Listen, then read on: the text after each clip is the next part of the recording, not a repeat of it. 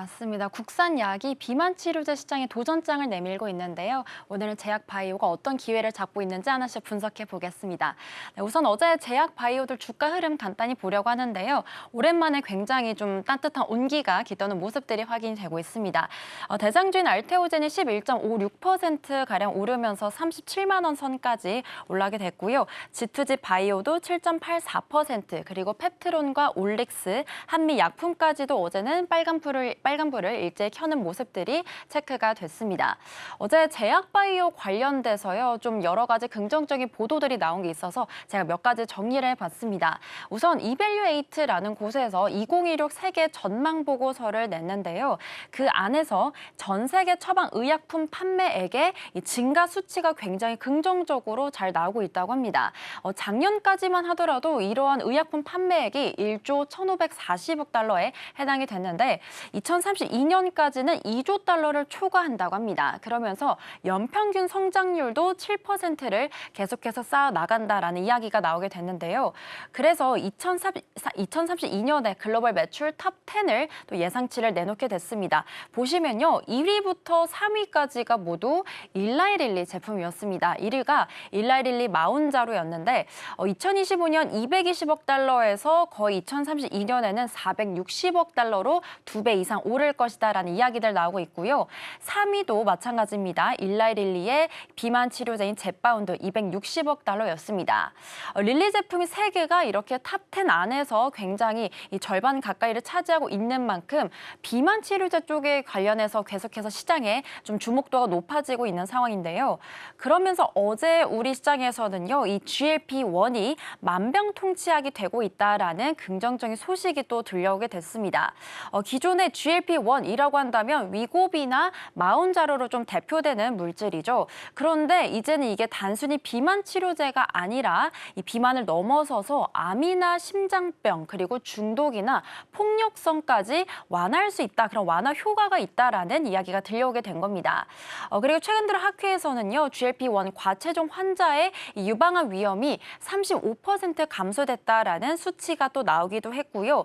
그리고 10,000명이 넘는 암 환자를 추적해서 최근에 실험을 하게 됐는데 GLP-1을 투여했던 곳에서 이 전이 속도라던가 아니면 사기 진행 속도가 위험도로 봤을 때 38에서 50% 낮아졌다는 유의미한 결과까지 나오게 됐습니다.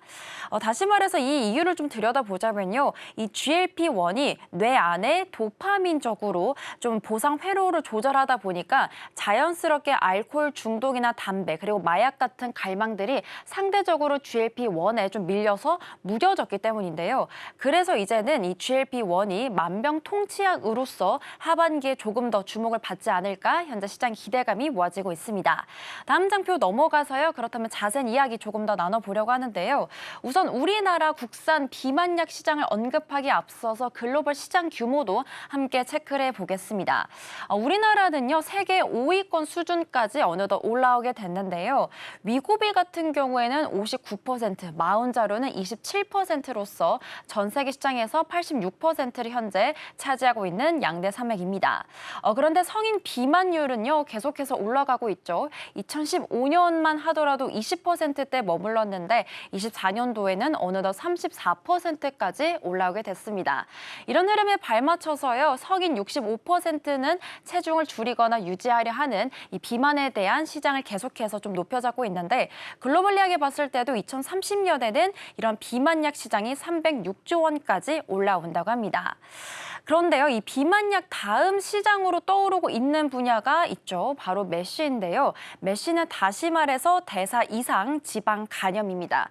뜻이 좀 어려운데 좀 설명을 드려보겠습니다. 이 비만이 간에 지방을 쌓아서 간염이나 그리고 간경변, 간암으로 이어지는 질병이라고 보시면 되는데 이 시장 규모 또한 비만약 못지않게 계속해서 상승 곡선을 그려오고 있습니다. 시장 규모가 2024년에 우리 돈으로 11조 원이었는데요. 2033년에는 거의 44조 원으로 9년 만에 4배 이상 성장하고 있는 움직임들이 포착이 되고 있습니다. 현재 FDA 허가를 받은 치료제가 레즈디프라나 위고비 단 2개뿐이기 때문에 우리나라도 현재 이 메쉬 치료제에 도전장을 내밀고 있습니다. 네, 그런데 어제 또 들려온 소식 중에 하나가요. 바로 한미약품이었는데요. 한미약품이 하반기에 에페글레나타이드 관련해서 이제 출시를 하게 됐다라는 계획을 갖고 있다고 합니다. 에페글레나타이드는요, 국내 독자 기술로 개발한 첫 번째 GLP-1 계열의 비만 신약인데요. 이 한미약품의 에페글레나타이드가 갖고 있는 세 가지 강점이 있습니다. 첫 번째로는 한국인 대상으로 임상을 했기 때문에 일명 한국인 맞춤약이라는 별명을 갖고 있고요. 그리고 두 번째로는 위장관 관련해서 부작용을 또 대폭 개선했다고 합니다. 그리고 평택의 바이오 플랜트 기지를 갖고 있기 때문에 여기서 생산을 함으로써 다른 경쟁사 약품 대비해서 가격 경쟁력까지 이제 갖추고 있는데요. 그래서 시장에서는 한미약품 관련해서 영업이익이 올해 2,500억대였는데 내년에는 3,800억까지 올라갈 것이다라고 현재 전망하고 있습니다. 그리고 앞서 언급드린 GLP-1 관련해서 관련된 기업들 소식도 간단하게 짚어보겠습니다. 우선 셀트리온 같은 경우에는요, GLP-1 기반에서 사중작용의 주사형 비만 치료제를 현재 개발하고 있습니다. 그래서 내년도 상반기쯤에는요, IND 제출까지 현재 준비를 하고 있고요. 그리고 대웅제약 같은 경우에는요, 세마글루타이드 기반의 월 1회 이 장기 지속형 주사제를 개발하고 있습니다. 사실 그동안 이 비만 치료제라고 한다면 일주일에 한 번씩 주사를 맞아야 되는 번거로움이 있었는데 이거를 이제 월 1회로 투약 부담을 대폭 감소했기 때문에 아무래도 환자들의 부담이 좀 낮아지지 않을까라는 기대감을 모아주고 있고요. 일동제약도 현재 열리고 있는 바이오 USA에서 경구용 비만 치료제 기술 수출 논의를 진행하고 있습니다. 지난해 관련된 기술로 임상 1상을 했는데 결과도 13.8% 체중 감량이라는 입증을 했기 때문에 일동제약까지도 하반기에 좀 주목해 볼 만한 기업이라고 보시면 되겠습니다. 다음 장표 넘어가세요. 또 다른 기술들 만나보겠습니다. 네, 우선은요, 시장에서 게임 체인저라는 별명을 갖고 있는 기술들 제가 또 두 가지를 가져봤습니다. 첫 번째로는요, 다락 손라십이라고 해서요, 기존에 사실 난공불락 같았던 췌장암의 생존 기간을 무려 2배나 높일 수 있는 기술이 공개가 됐다고 합니다. 최근 들어서 학회에서 다락 손라십 관련 임상 3상 결과가 발표가 됐는데 그 자리에 있던 연구진들이 기립박수를 할 정도로 굉장히 유의미한 성과가 나왔다고 합니다. 임상 결과를 함께 볼까요? 우선 전이성 췌장암 환자 500명을 대상으로 해서 실험을 했는데요. 생존 기간을 봤을 때 기존에 화학 항암제를 투여했던 환자와 다락 손라십을 투여했던 환자를 비교해 봤을 때 거의 2배가량의 생존 기간의 차이가 났다고 합니다. 사망 위험도 60% 감소가 됐고요. 그리고 무진행 생존 기간 또한 다락 손라십이 거의 2배 넘는 그런 기간을 보여줬다라는 점에서 굉장히 유의미한데요. 그렇다면 이런 경쟁력은 어디에 있었을까요? 바로 이 범KRAS 플랫폼에 있었는데요. 이거는 다시 말해서 어떤 특정 변이만 겨냥하는 게 아니라 여러 가지 G12D나 G12V 같이 변이성 같은 물질들도 동시에 공략을 하고 있다라는 점입니다. 사실 췌장암 환자 90%가 이 라스 변이를 갖고 있기 때문에 바로 이 부분에서 조금 더 이 경쟁력을 갖추지 않을까라는 생각이 들고 있고요. 그 다음으로 현재 빅파마 경쟁 현황들도 함께 체크해 보겠습니다. 일라이 릴린에 관련해서 임상 1상을 현재 진행하고 있고요. 그리고 베링거 인게라임 같은 경우에도 KRAS 억제제 임상 1상을 현재 연구하고 있습니다. 그래서 시장에서는요, 이 기술을 통칭해서 이런 말을 하고 있습니다. GLP-1 비만 치료제 이후에 가장 큰 시장 중에 하나가 될 것이다라는 이야기가 나오고 있는 만큼 앞으로 이런 기술들 흐름까지 주목해 보시면 좋겠습니다. 네, 그리고 이전 장표에서 언급해드린 이 메쉬 관련해서도요, 조금 더 자세하게 얘기해 보려고 하는데요. 우선 국산 메쉬 신약 과연 어디까지 왔을까요? 우선 유한양행 같은 경우에는 메쉬 후보 물질 관련해서 국내 임상 1상 IND 식약처 승인을 받은 상태입니다. 그리고 동아ST 자회사 메타비아도 마찬가지입니다. 이 비만 치료제 바노글리펠과 레즈디프라 병용 전임상을 진행하고 있고요. 결과를 보면 체중 23.6% 감소라는 굉장히 유의미한 결과를 얻게 됐습니다. 그리고 D&D 파마텍도 마찬가지인데요. GLP-1 계열의 메시 신약, 현재 미국 임상 이상 결과가 나오고 있는 상황인데요. 48주를 투약해봤을 때 지방 간염 소실률도 기존 대비해서 굉장히 높은 수치를 달성하게 됐습니다. 그렇다면요, 마지막 장표로 넘어가서요, 이 바이오, 비만 치료제 시장 앞으로 얼마나 더 성장할지 체크를 해보겠습니다. 사실 제약 바이오 그동안 흐름이 굉장히 좀 지지부진했었죠. 그런데 이 최근 들어 반도체 기술주가 굉장히 강하게 조정을 받았을 때 미국 장도 그렇고 우리나라 장도 그렇고 오히려 제약 바이오주가 조금 더 다시 좀 시장의 주목을 받는 모습들이 연출이 됐습니다. 최근 들어 노보노디스크 3%대 상승세 보였고요. 존슨앤존스도 3%대 오르게 됐는데요. 시장에서는 이제 제약 바이오주가 일명 경기 바이오주로 다시 해석이 되는 모습들이 나오고 있습니다.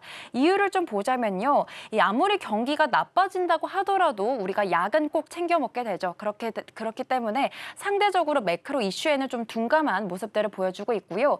그리고 또 노보노디스크 측에서는요. 먹는 위고비 관련해서 최초로 영국 규제 당국 허가라는 개별 호재까지 붙여지게 됐습니다. 그래서 이런 흐름들을 토대로 제약 바이오가 최근 들어 다시 상승하는 반등한 흐름들이 나오고 있는데요.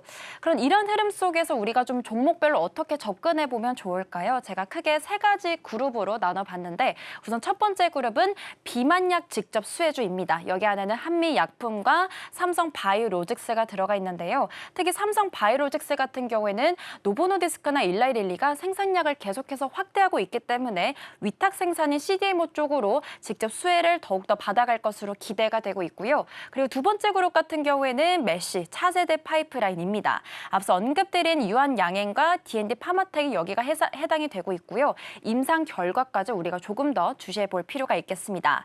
마지막 세 번째로는요. 하반기 이벤트주로 묶어봤습니다.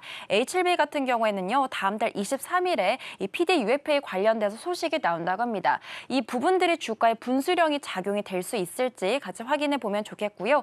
그리고 코오롱 티슈진도 현재 미국 임상 3상 톱라인 결과가 발표를 기다리고 있다고 하니까 같이 체크해 보시면 좋겠습니다. 네, 마지막으로 리스크까지 빠르게 짚어보겠습니다. 여전히 좀 발목을 잡고 있는 부분이죠. 이 특허 만료 리스크인 건데요. 이 머크의 키트루다가 28년도 특허가 만료가 되기 때문에 이 부분에 대해서 단기 리스크가 현재 가장 크게 작용을 하고 있습니다. 그리고 제약 바이오 시장에서도 마찬가지로요. 중국이 굉장히 경쟁자로 급부상하고 있는데 5년 전만 하더라도 5% 미만의 시장 점유율을 차지하고 있던 중국이 이제는 3분의 2 이상까지 전망치가 대폭 올라오고 있습니다.